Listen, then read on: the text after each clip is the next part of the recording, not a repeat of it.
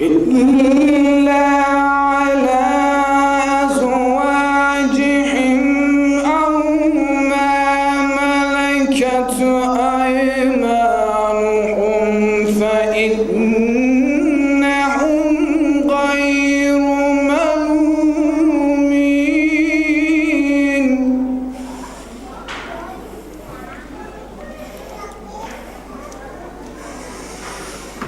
فمن ابتغى وراء ذلك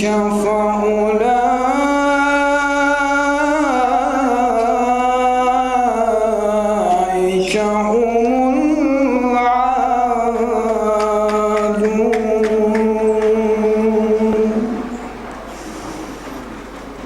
والذين هم لأماناتهم وعهدهم راعون والذين هم على صلواتهم يحافظون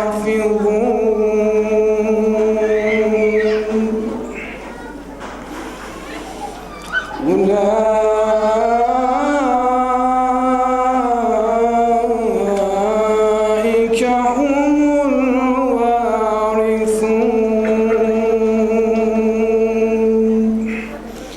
صدق الله العلي العظيم. الفاتحة. بسم الله الرحمن الرحيم.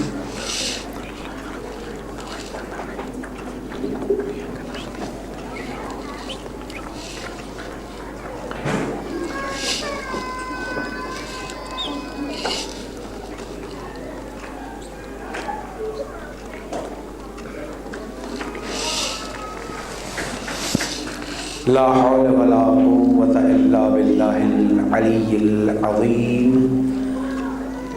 حسبنا الله ونعم الوكيل نعم المولى ونعم النصير. الحمد لله رب العالمين والحمد لله الذي هدانا لهذا وما كنا لنهتدي لولا أن هدانا الله. ثم الصلاة والسلام على أشرف الأنبياء والمرسلين خاتم النبيين شفيع ذنوبنا وطبيب قلوبنا أبي القاسم محمد. اللهم صل على محمد وآل محمد وعلى أهل بيته الطيبين الطاهرين المعصومين المظلومين الذين أذهب الله عنهم الرجس وطهرهم تطهيرا. اللهم صل على محمد وآل محمد. مؤمنين مؤمنات السلام عليكم ورحمة الله وبركاته.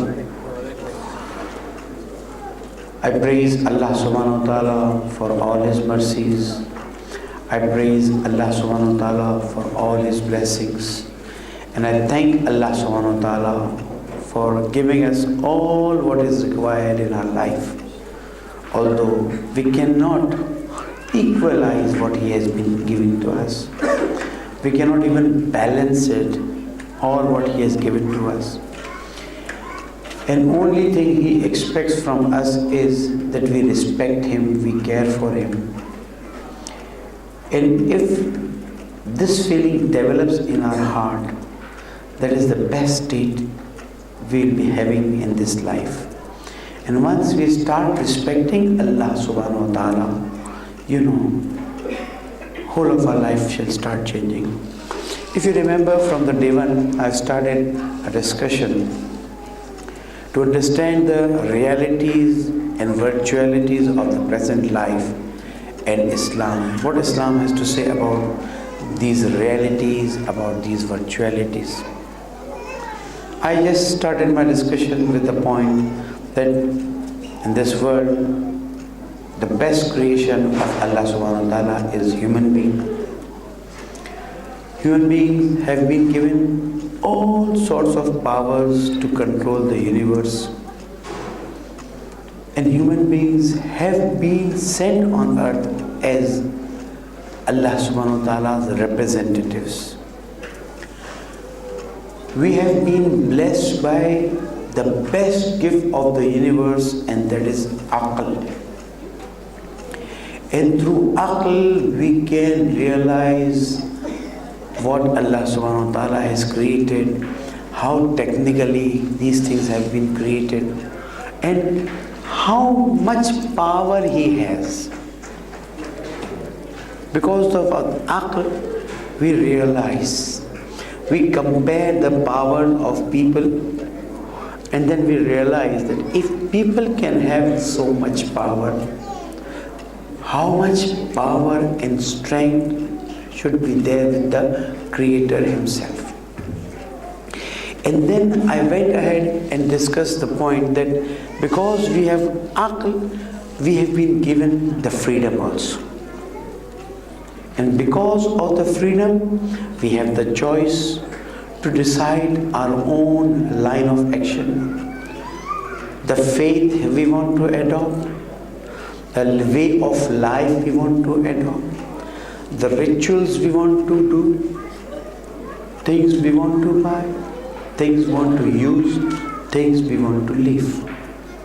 And Alhamdulillah, I have tried with simple discussions and simple examples to make you people understand that human beings are the best creation, they have been blessed by the best gift of universe, and that we have the choice. If at any stage we don't agree on any of these things, we cannot discuss any forward. And because Alhamdulillah we have aql, we realize that it is like that only, that we have been blessed and we have freedom. Here we go a step ahead and then see that because we have aql, we would like to have a lifestyle also.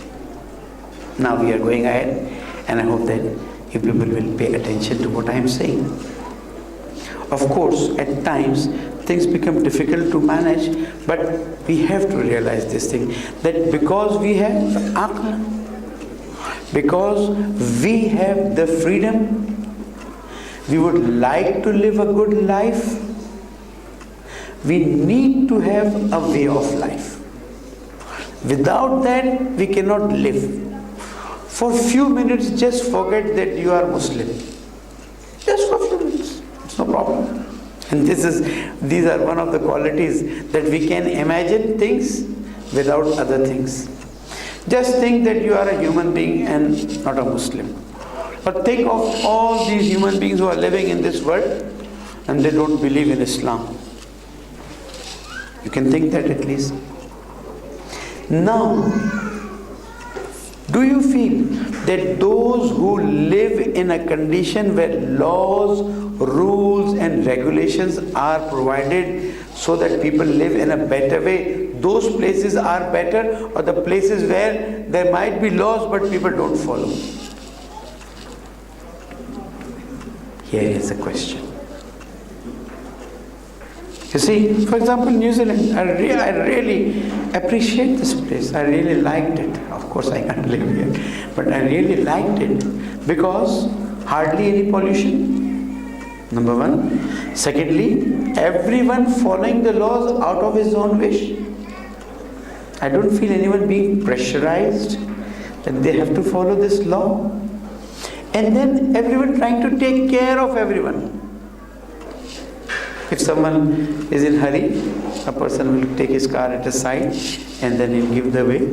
And much better than many countries I have been visiting. There's nothing like Islam, but they are following laws. They like to follow the laws. You people enjoy following the laws. The way you people live here, it shows, it proves. Islam did not come and tell you that follow the laws. Had there been no Islam anywhere, even then we would have liked to follow the laws. You see the difference between countries where people follow the law and where people don't follow the laws. Where people break the laws.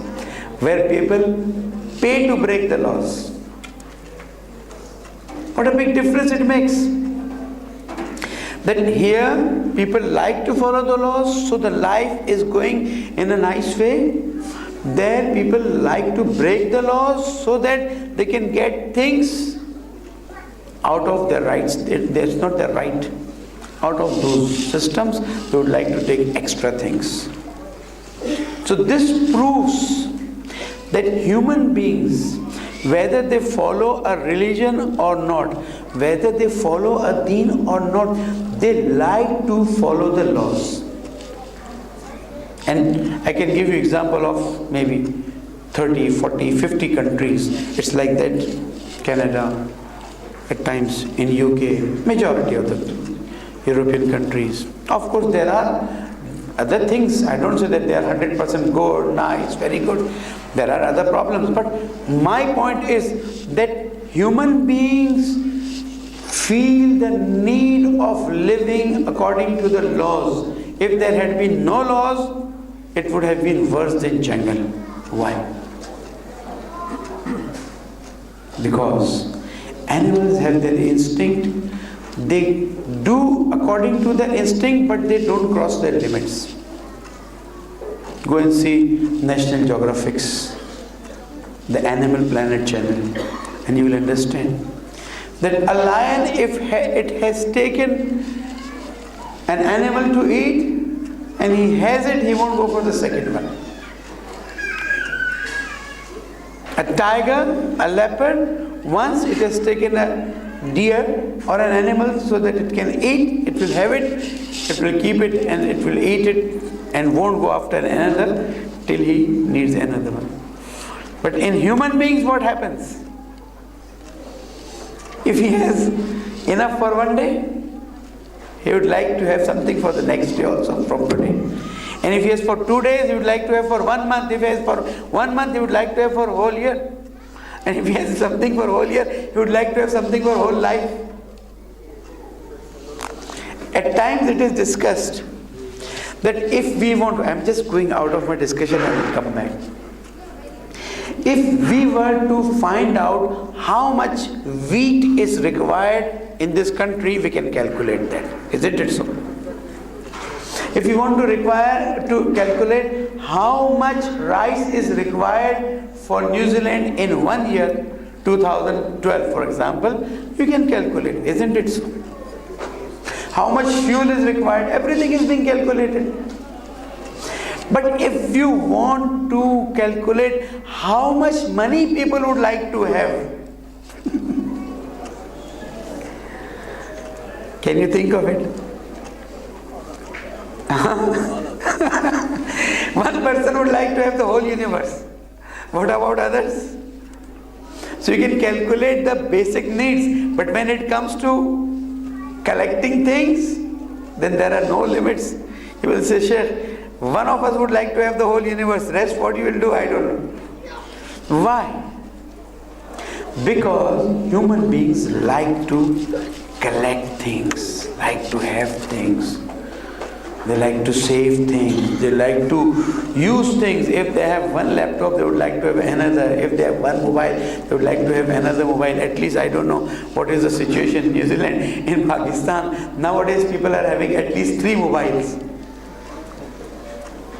Oh, one mobile can't do? It does, but we would like to have this model also, would like to have this model also. But in animals it's not like that. So what I was telling you, that human beings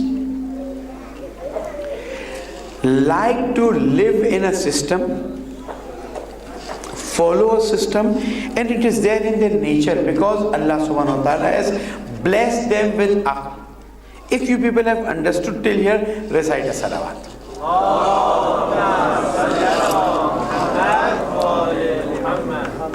Now the point comes. The reality proven by me is that human beings want law and order. Human beings want systems. Human being wants that their life should be in a way that their rights are secured and their duties are described very clearly. Human beings want that their rights are secured and their duties are known correctly. Till here, We all agree. Now the question is, what type of laws should be finalized for human beings? Here we get the turn of the discussion. And we are going deep diving in our discussion. And if even for a minute your mind goes here and there, believe me, till end you will be thinking what is being discussed. So let's recite a louder salawat once again. Please come ahead so that those who come later, they can sit over there. Thank you very much. So now we are starting to discuss. We have realized that human beings need laws, rules, regulations, systems to live in this world, whether they are Muslims, whether they are non-Muslims, whether they are whatever they are following, but they do follow a system. Now the point is, what type of system should be there? And very clearly we will say a system should be there which knows that what are the basic needs of human beings, what can help human beings live a nice, better life, and what can help human beings in saving themselves from difficulties. Now, when we come to the laws of these countries, these nations, what they do is they make laws. Then they realize that no, the laws need to be improved. There is an amendment in the law. Then they realize this law should be made. You see the assemblies. What is the work of assemblies? Continuously they observe, okay, this law should be changed, this should be improved, this should be amended, this should be done, this should be done. What is the reason? The reason is that they know human beings as just living beings, slightly better than animals. And here comes the difference of philosophy of understanding what human beings, as I've explained. According to them, it's only this body, it's only this person who is living in this world. He needs laws, rules and regulations. They don't realize that human beings have something special in them. And that is their root. I have to speak the word soul also, spirit also. They make laws just looking at the bodies, looking at human beings just like that. But Allah subhanahu wa ta'ala knows what are the needs of these human beings. You see, I gave you an example day before yesterday, that if a company makes for example, watch, right? It will be highly appreciated if this company makes a small manual and gives it with me how to operate this watch. Because it knows what parts are where, how it is. If we go to another company and ask them to give us the manual, they will be able to give us the manual. But there might be some difference in the actual manual and the manual you are going to get from another place. It's a simple example. We go to the laptops, right? Again, the company usually gives a manual or puts a tutorial on it so that you can use it in a better way. But if you don't get a tutorial, what you'll do? Either you yourself will try to find out. There are people who buy things, they don't go through the tutorial, they try to learn things directly. No problem. But what will be the problem? The problem will be it might take them months and months to understand how to use it. But if you have the tutorial from the one who has discovered it or made it, or the industry which has produced it, it's going to be the best thing. So when it comes to clocks, when it comes to laptops, when it comes to cars, when it comes to industries, when it comes to anything around us, it's a system, human nature, that it should be developed in such a way that people know how to use it. And they benefit out of it. Again, I reach the same point. Can I request you, brother, to stop this eating material just now? Take it in the kitchen, please. It's against the etiquettes of Majlis, okay? Recite a salawat. Thank you very much. Can I request all of you to move at least 3 steps forward? At least, my request. 1. Son. Those stood up. Alhamdulillah, thank you very much. One more salawat for all of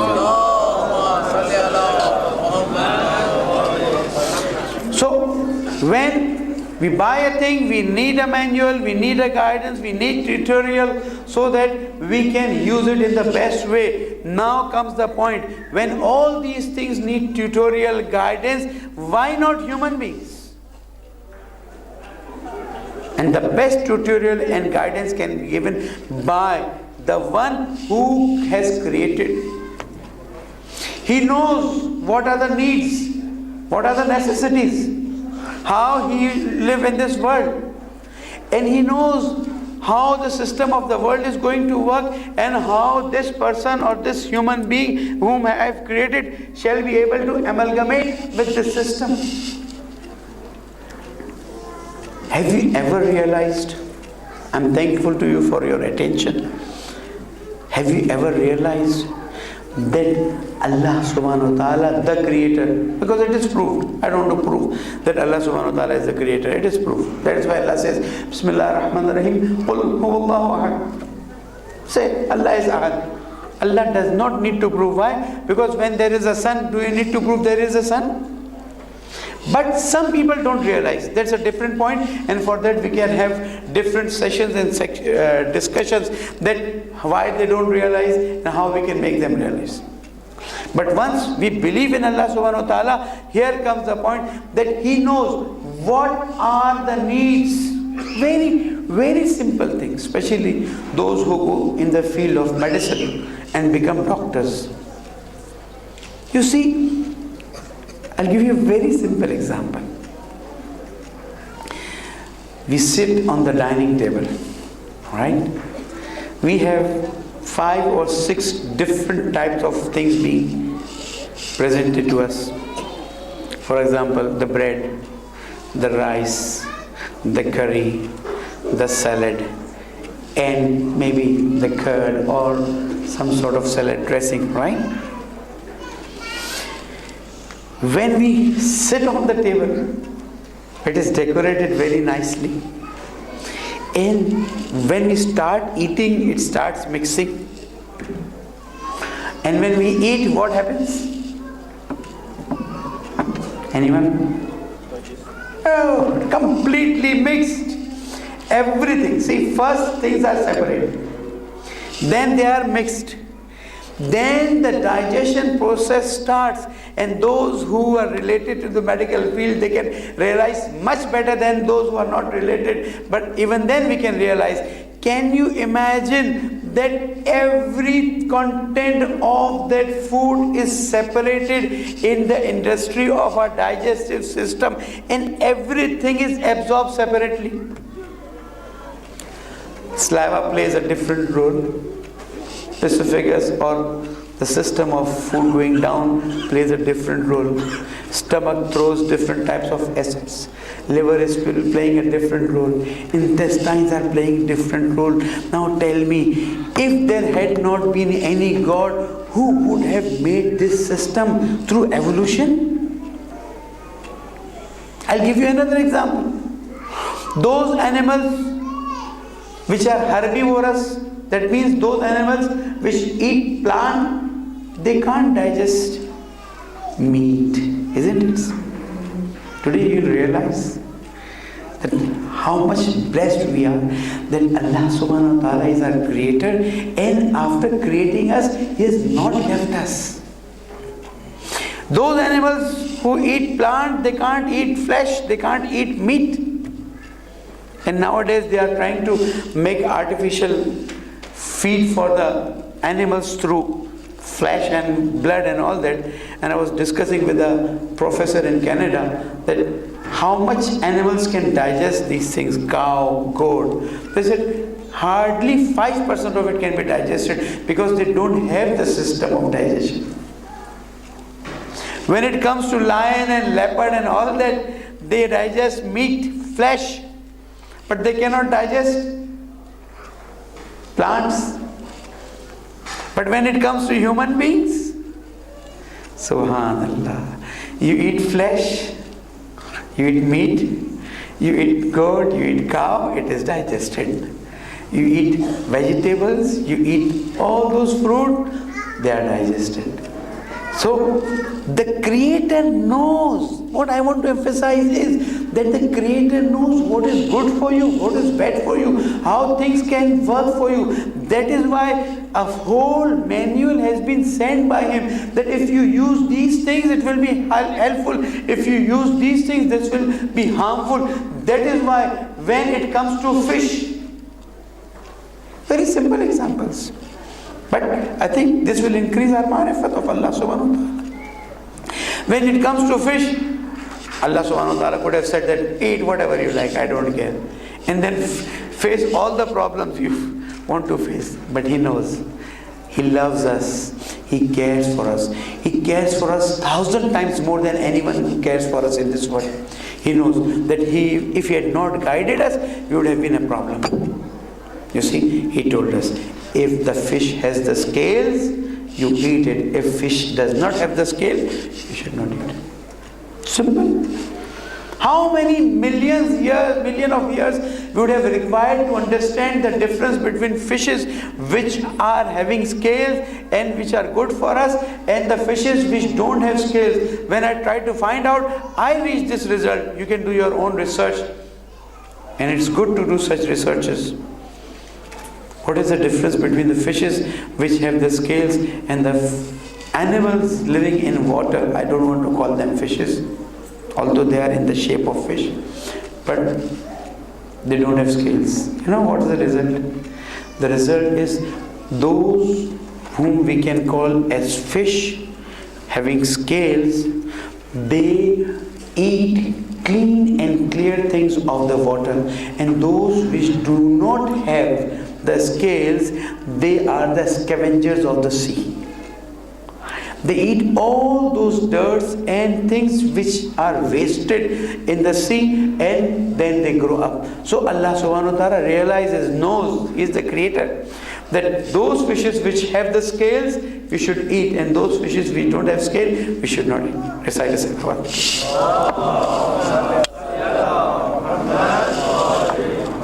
So I want to emphasize on one point. He has created us, He has blessed us with aql, He has given us freedom, and then He has not left us. The reality is that human beings have the nature of following the laws. He did not leave us without giving us the laws. And from the day one, Hazrat Adam alayhi salam, when he came on this earth, the laws were given to human beings. But the difference is the quantity of law was less, because at that time human beings could realize less. Their aql was not working as the aql is working today. And if you realize one more thing, I'm going out of my discussion, I'll come back again. Very, very different thing, and I hope you'll appreciate that from the day one this universe has been created. Recite a salawat, please.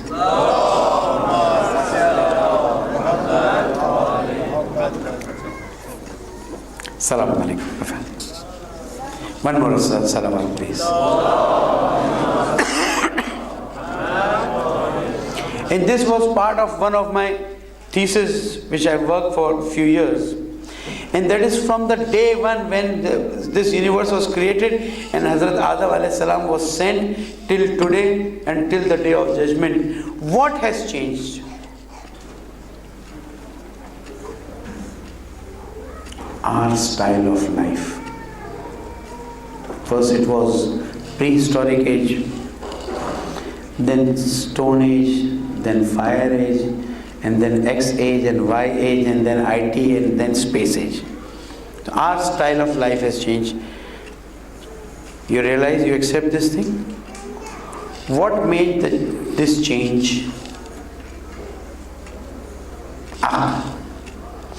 Only thing which is continuously developing is aql of human beings, and with the passage of time it is developing and developing. And maybe I was joking with my Muhammad Hassan, and I said, a day will come, maybe your children, I was telling him yesterday, that maybe your children will see that, maybe you might see, we might not be there after 40 years, 50 years, that we have a table over here with all those electronic things on it, or an electronic glass on it, and in place of asking someone to bring water, it's just simple over here. I just press the button and water starts coming out. It can be. Till now, things what we have realized is, and if you want to go somewhere, we just stand and press a button and then we are transferred. Because it's just the transformation of matter from one form to another. Why we are getting surprised? But what is making all these things? Aql. Afala ya'qilun. Afala yatadabbarun.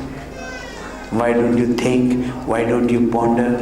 So Allah subhanahu wa ta'ala has blessed us with aql, and then He has given us whole system of life that you have to follow the system. If you don't follow the system, you will be in problem.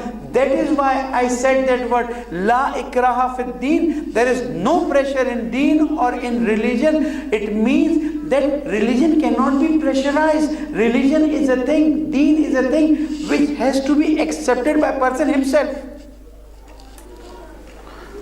But because of our culture, because of our society, what we do is that we pressurize, we force people. Why? We think that is a shortcut. And what is the outcome? The outcome is that people don't like to follow. People say we will see whether we follow it or we don't follow it. So here we reach that result, that without the guidance of Allah subhanahu wa ta'ala, we cannot live a good standard of life. And the best and rather the system of life is Inna Deena Indallahil Islam. The way of life near Allah subhanahu wa ta'ala is Islam.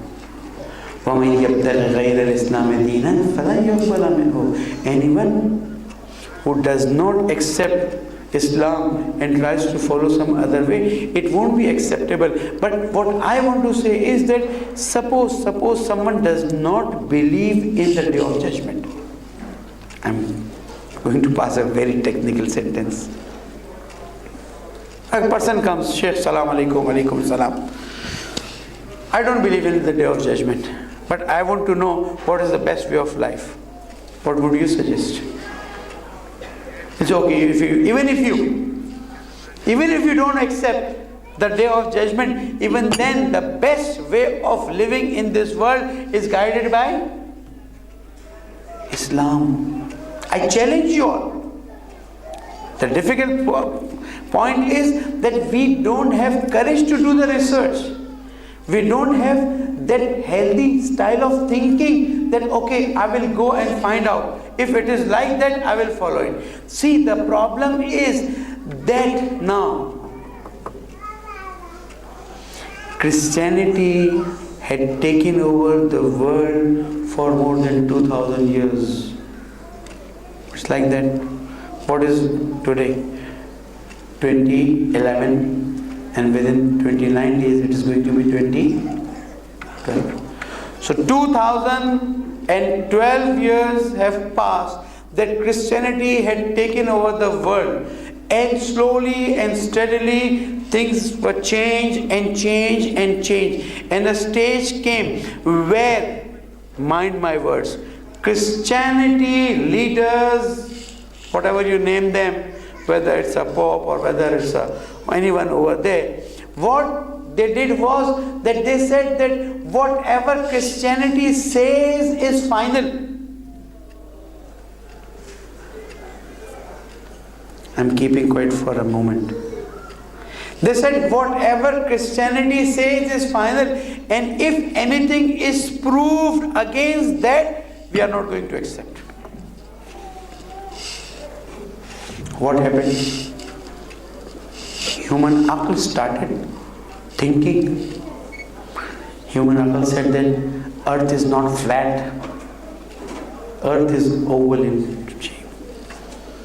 Human aql said that earth is going round the sun. Earth is moving continuously. There were a list of beliefs of Christianity about the universe. They had brought it from somewhere. It was not from Allah subhanahu wa ta'ala. It was not from Hazrat Isa alayhi salam. It's a complete different history. Things were distorted as it is said in Quran. O Ahle Kitab, why you have distorted all the facts and changed all these things just for a few dollars of this world? Just for a type of respect you want from this world? The biggest crime done by the leaders of Christianity with the humanity is, I am giving a challenging statement and I expect challenges from you people, that in place of accepting the facts of universe, what did they do? They said anyone who's saying anything against the beliefs of Christianity, they would be killed. History proves it. Now, there is a collision of thinking. Human aql, you cannot limit it. Can you? Can you stop anyone from thinking?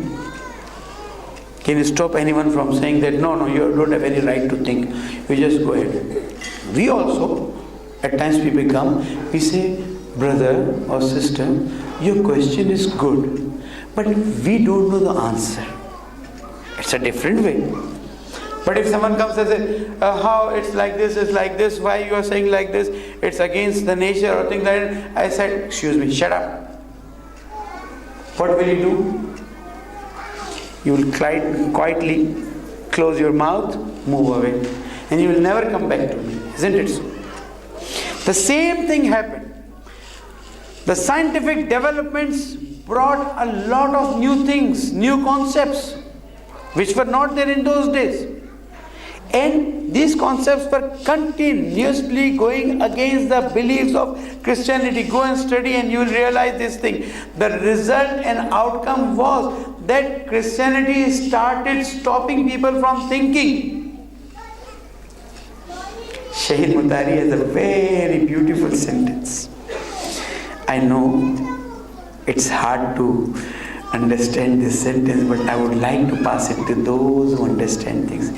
He says in Christianity, they decided anyone who wants to come and accept Christianity, and anyone who comes to Christianity on Sunday or comes to church for prayers, what we do is that we take out our shoes, isn't it so?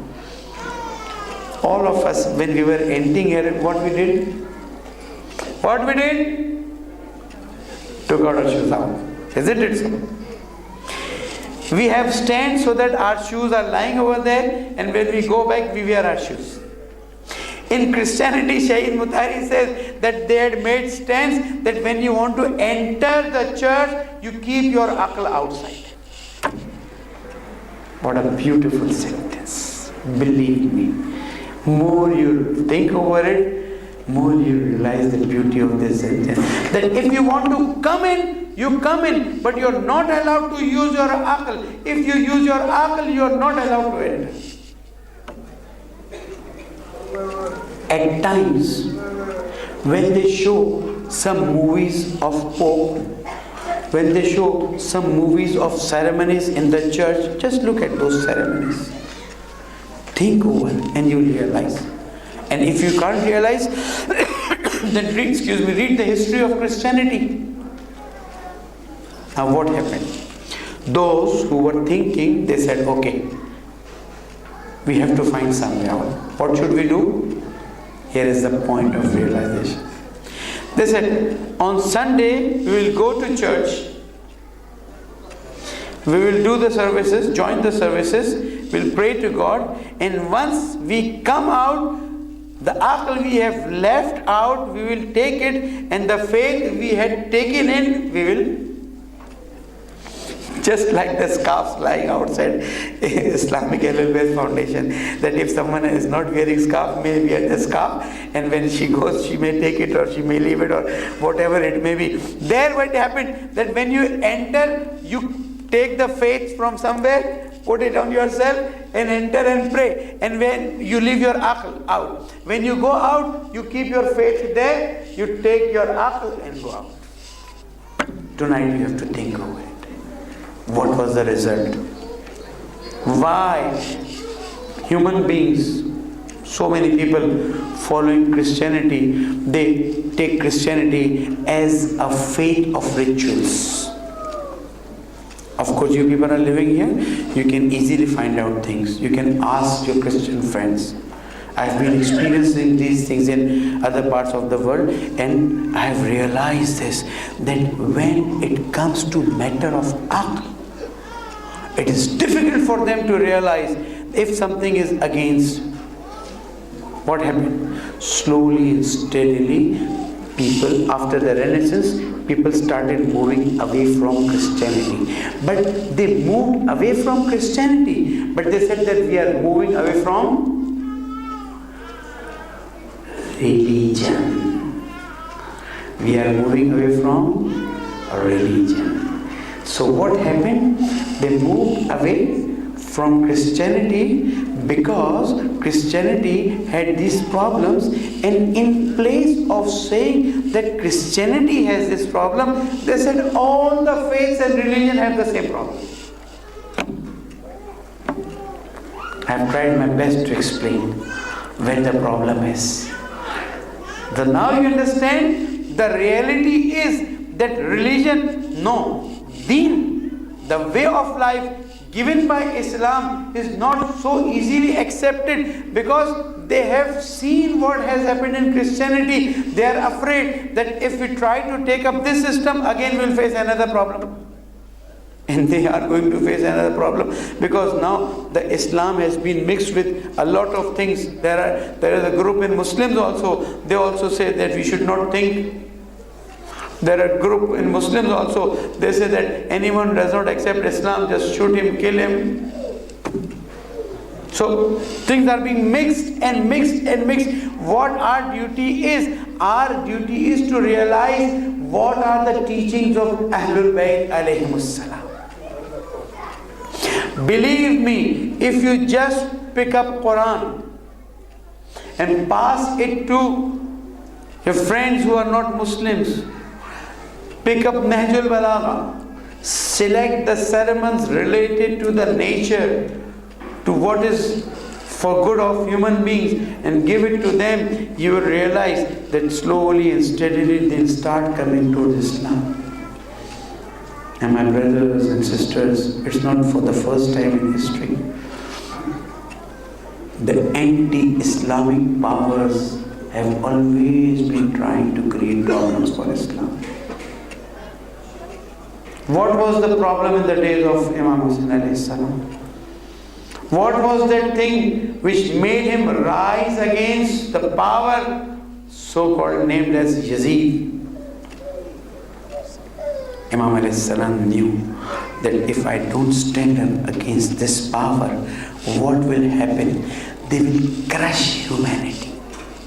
They will crush humanity. How they will crush humanity? Whosoever will speak about Allah subhanahu wa ta'ala as per Quran and as per Sunnah, he will be sent to death. And the same thing happened. Imam Hussain alayhi salam stood up and very clearly said that I am standing up for Amr bil Maruf and Nahi Anil Munkar, as I am speaking almost every day. And see the level of sacrifice. Try to understand the importance of matter. See the level of sacrifice that Sayyid al-Shuhada does not go alone, takes away his brothers, 18 people from Bani Hashim and others. I would like to remember the sacrifice of Hazrat Zainab Salamullah alayha. Allah, what a lady. What a lady. A companion of Hussain alayhi salam, who could pass the message of Sayyid al-Shuhada even after the incident of Karbala. Allah. Hazrat Zainab Salamullah alayha, when she left Medina with Imam Hussain alayhi salam, her husband said that Abdullah ibn Jafar al-Tayyar, that, "Oh Zainab, I won't like to stop you. You go with your brother. But I can't join. I am sick. My health does not allow." Then what you do? You take these two sons of mine. You take On and Muhammad with you. And if a day comes when you see that your brother is in difficulty, you do one thing. You sacrifice them on your brother. This shows the importance of the situation which was created on the day of Ashura. Then Abdullah ibn Jafar Tayyar says that if a time comes, be ready so that you sacrifice these two sons. We hardly are ready to sacrifice our dollars. We hardly are ready to sacrifice our time. We hardly are ready to sacrifice our personal things. But here the family says that we are going to sacrifice the sons. It was almost night of Ashra when Sayyid Shab was going from one camp to another camp. He stands out of one of the camps and realizes that my sister is telling something to his children. And it was silence when he started listening to that. Continuously, Hazrat Zainab was saying, "Oh Muhammad, tomorrow is the day of test. Tomorrow we have to see how you sacrifice, how you care for the name of Jafar al-Tayyar, how you care for my brother who's going to sacrifice everything tomorrow. And these two youngsters of Karbala, my salams. Assalamu ala Muhammad." They really were ready. And they said, "Mother, just do one favor to us. That tomorrow when it's the time of fighting, please ask your brother to allow us." I don't know how Imam Hussain alayhi salam must have realized.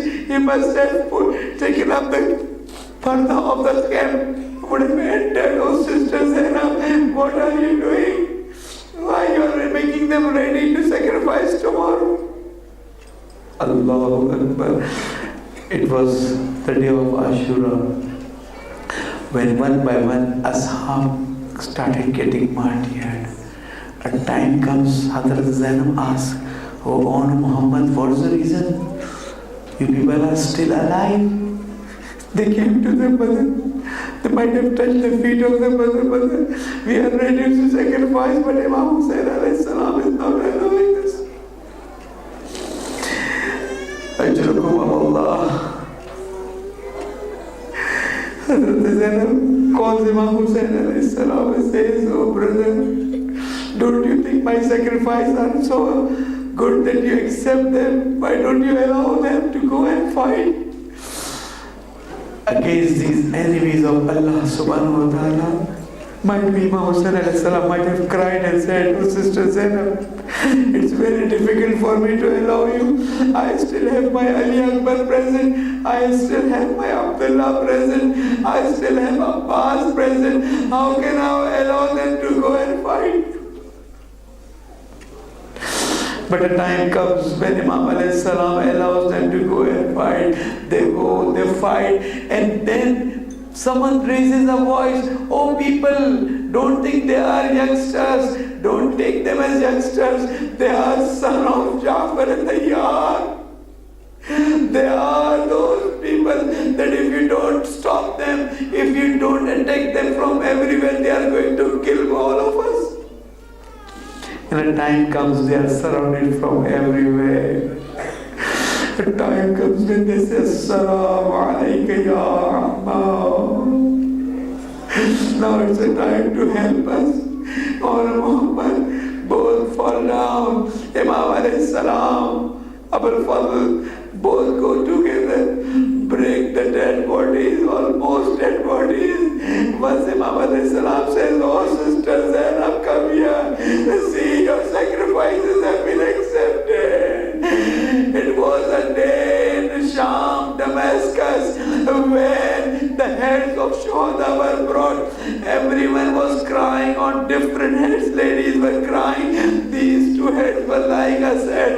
someone asks, are these children without anyone who would like to cry on them? Hazrat Zainab stands up, says, they are my sacrifices in the way of Allah.